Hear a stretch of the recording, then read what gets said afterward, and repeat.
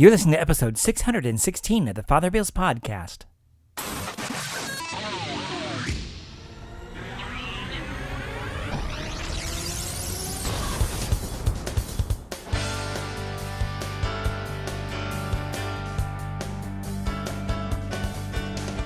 Welcome back. This week's episode is similar to last week's. Last week's was about love, all about love. And this week, St. Paul continues the theme entitled We Owe Love, given on the 23rd Sunday in Ordinary Time, 2017.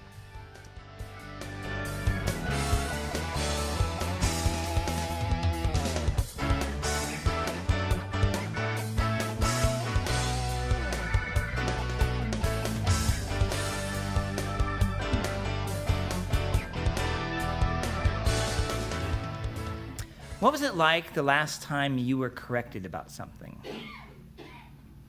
Were you defensive? Were you indignant that someone would dare tell you that you were wrong? Did you harden your heart? Did you immediately start thinking about how righteous your position was? Or were you open despite the fact that your feelings might have been hurt? Were you yearning to understand the other person and why they said what they did? Were you open to the potential of being wrong, despite the frustration of being called out? Did it matter that this person was someone close to you or a stranger? I think it is fair to say that we all have been corrected at some point and handled it poorly. I know I have. So, what would it have taken for each of us to receive that critique well, instead of fighting it? Well, last week I preached about how love is the reason for all that we do as Christians. It is all about love. St. Paul continues this line of thought when he asked that we should we owe anything to anybody else? This question is a tough one to hear in our culture of radical individualism and the ascendancy of rights over responsibilities. The answer was a definitive one. Yes, we owe nothing less than love. We, as lovers of Christ, owe love to others. Christ came for love's sake so that we would do what he did and love our brothers and sisters, our neighbors, strangers, the poor, the naked, the orphan, the widow, the imprisoned, the sick, and the immigrant. All of these are found in chapter 25 of Matthew's Gospel. Why should we love them? Because it is a mandate of Jesus, and St. Paul today affirms it. As Christians, we should take on the debt, so to speak, to treat them as if to owe them, to love as Christ loved, freely, choosing. You might say that we owe it to Christ in a way, though his gift given was free, and there's no way we can ever pay it back. Remember, whenever we do these things for the least of our brothers and sisters, we do it to Christ. You want to love Christ? Then love your neighbor. Love the immigrant. Love the sick. Love the imprisoned. Love the widow. Love the orphan. Love the naked. Love the hungry. Love the stranger. St. Paul and Jesus make it unequivocally clear. We owe love to all because Christ loved us and went to the cross for us and paid the debt for us. This is not a guilt trip, though. If we allow it, if we're open to our own self-critique in this way, we may finally be able to receive that we want to do this out of gratitude. You know, it's the least that we can do out of gratitude for all that God has done for us. St. Paul wrote, The one who loves another has fulfilled the law. In a manner of speaking, we have a responsibility to love. We don't hear about responsibilities much. When's the last time you heard it in the news? How many people are protesting about responsibility? That kind of love, though, trumps many of our own rights. We may have a right to something, but we may be called out of love to let go and sacrifice for somebody.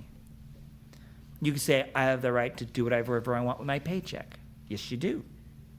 But you may have a right or a responsibility to help the needy.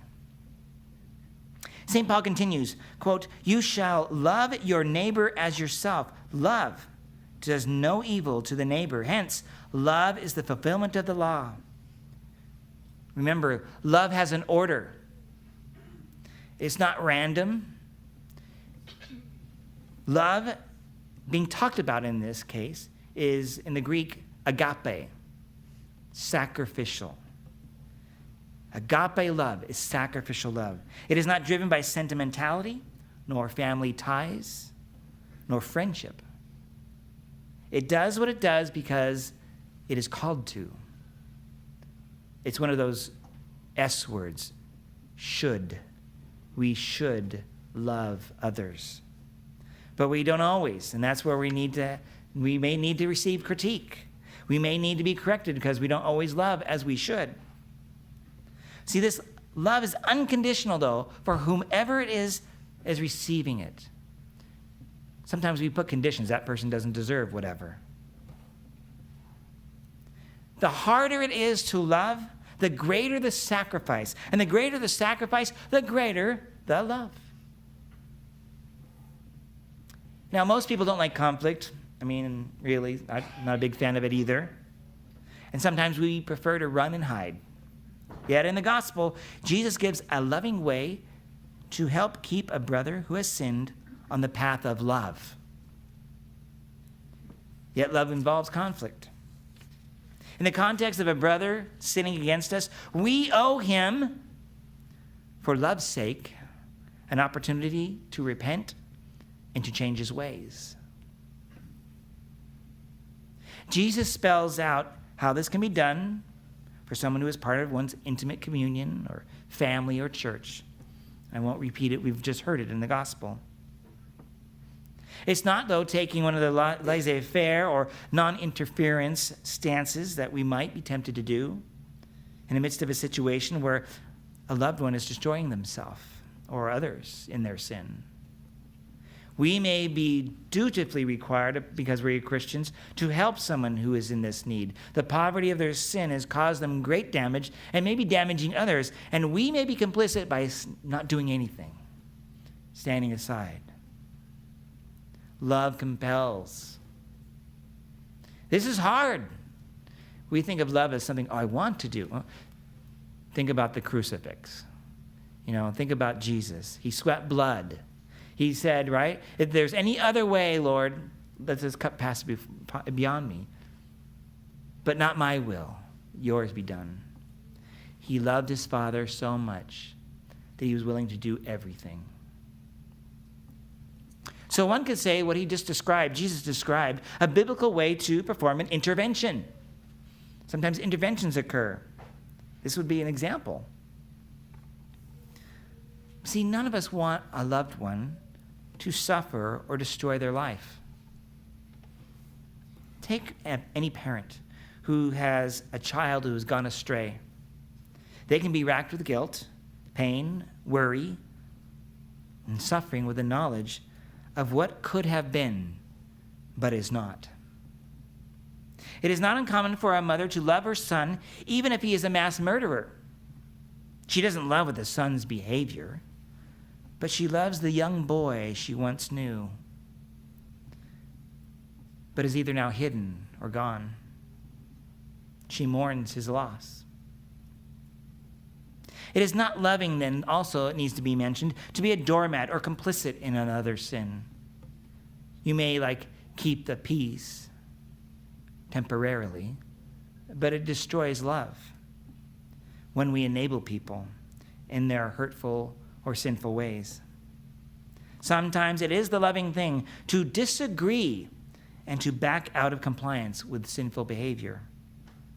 And that will let them know, I will have nothing to do with this, but I love you. And in fact, because I love you, I will have nothing to do with this. This doesn't sound like the warm, fuzzy love that we like to hear. Love should grow and build communion, and it does. All those other ones are counterfeits of true communion. We are in a commonness, but we're severely broken. We need to deal with those broken things for love's sake, so that we can love better. So it is worth our energy to examine the motives for what we do. If it is merely for personal gain and has nothing to do with love of others, then it does not pass the litmus test of agape love. If your motives are purely for the sake of the least of your brothers and sisters, regardless of politics, know that your love is truly sacrificial. In effect, you have done it for Christ. And in fact, you have done it to Christ. It may not be all that efficient sometimes, but the person receiving it will know it. So let us pour out our lives, loving those around us, as is our responsibility, to the mandate of loving our neighbor. And the next time when someone critiques or corrects us, let us be open to the possibility of being wrong ourselves, listening attentively, not just attacking back, but open to change, open to other thinking. It is a sacrifice to love, to be open to the suffering of change. Remember that Christ loved us so much that he died for us. He is the standard by which we follow.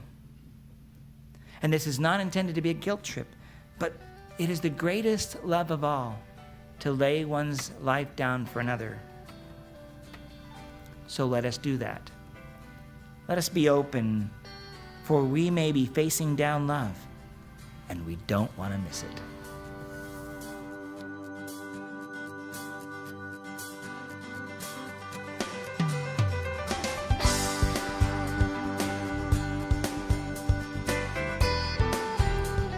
Thank you again for listening to this episode of the Father Bills podcast.